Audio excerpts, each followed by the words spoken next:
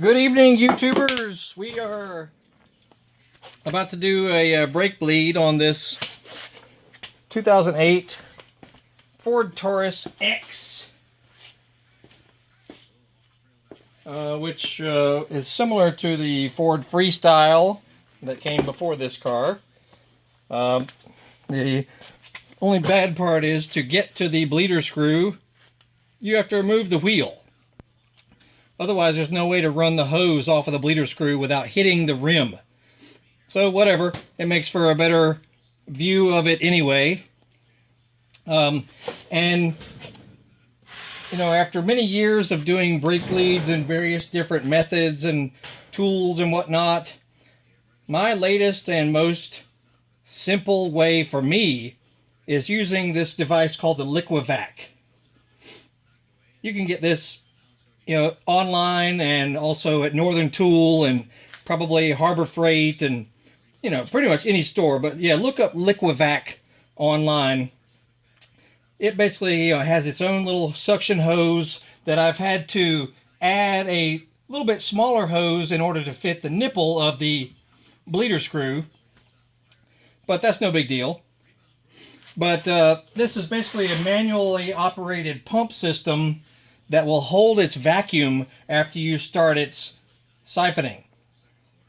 And for doing brake bleeds, that is a godsend if you don't have one of those fancy, air compressor operated vacuum systems. Just for the regular dude who wants to do his own brake bleeds by himself without any need for a helper or to try and push the brake pedal in. That's just a nightmare. Been there, done that. This little guy here makes the whole operation so much easier. So we put our 7/16 box end wrench on the bleeder screw here. Then our hose is attached to it. That way we can loosen the bleeder screw while the siphon is occurring and it will start withdrawing fluid. Then we go keep an eye on the master cylinder up in the engine compartment and get ready to add fresh brake fluid to it. And you'll start seeing fluid coming down through this hose here. And so then honestly, that is all there is to it. Now you'll have to do it at each wheel, to do this properly. But you just keep an eye on the fluid inside the brake cylinder, the master cylinder inside the front engine compartment.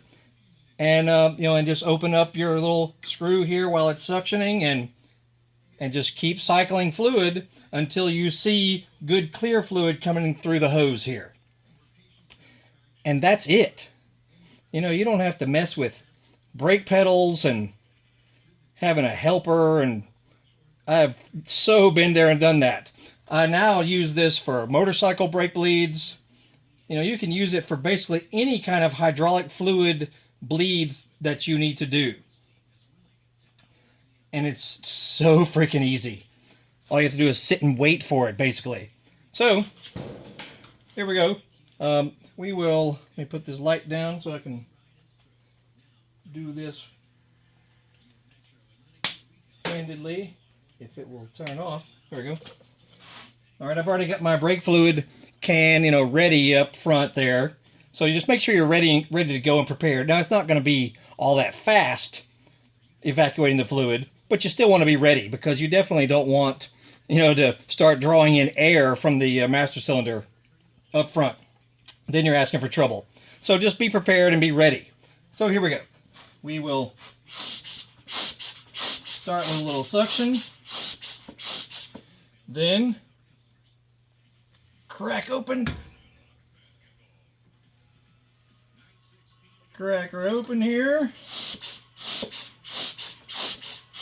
I can see the fluid coming through. And it will hold that suction if you can hear it.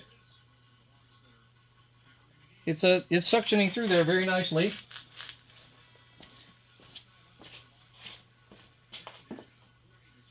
And then quickly, just come up and keep an eye on the master cylinder up front here.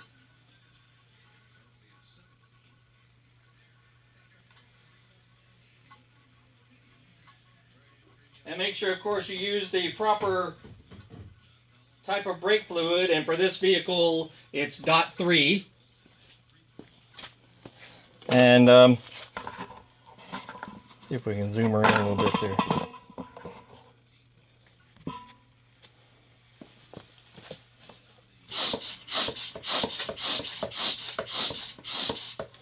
Okay.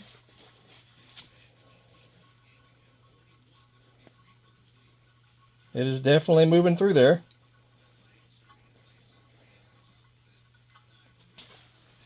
And just let it keep going while you keep refilling up front as needed. Oh, and I also recently got one of these nifty little boogers. If it's going to focus. If you want to check your brake fluid beforehand to see how contaminated it is, you get one of these little boys here. It's electronic. And then you take the little cap off and then go stick this inside the fluid that's up in the master cylinder, and it will give you a reading of contamination on this little gauge here. Brilliant little thing, and mine was up past the 2% mark, so that means it's creeped into the zone that you don't want brake fluid to be at as far as contamination. All right, fluid is still going down.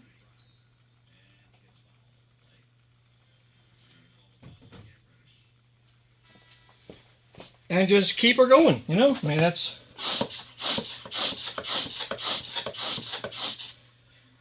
how freaking simple it is.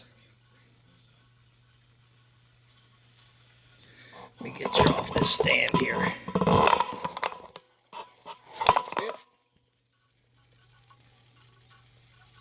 See it going through there? Now just imagine if you were trying to do this by yourself using the old-fashioned push in the brake pedal method. Right. We have all done that. Okay, now we're up here at the master cylinder. And you just keep an eye on that there and just keep adding fluid to it. It's not going very fast, so you're not going to have to freak out or anything.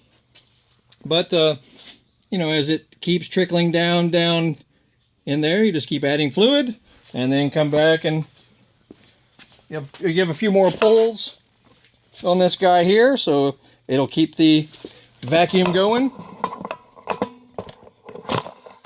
And that is freaking it.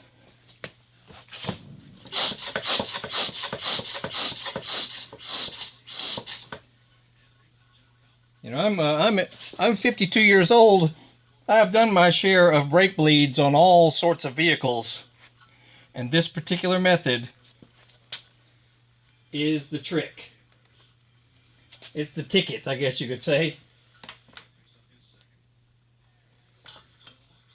Definitely the ticket. Anyway, the device is called a Liquivac.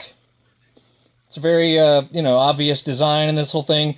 It has a very good amount of storage in it there, and works great. Anywho, that's it. Then you have to work your way around and go all the rest of the wheels. They recommend you start from the furthest wheel from the master cylinder and work your way towards, the closest one. Yeah, it takes a little time, but it's not difficult other than removing the stupid wheels and safely jacking the car up and all that. But, compared to how much it costs to take it in to have it done, any, home mechanic can handle it and save yourself a bunch of money. And I use, to initially get the car up, I use these awesome Rhino ramps, which are those guys here. I have the front wheels up on them there. I highly recommend those, because it makes it very easy to get the whole car off the ground, without having to use a jack. Especially if you just need to get underneath it and get you some additional clearance, because some cars are a little bit low. A little bit low to the ground, you know what I mean?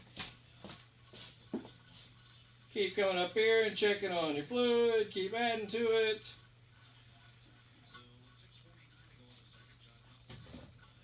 It'll take a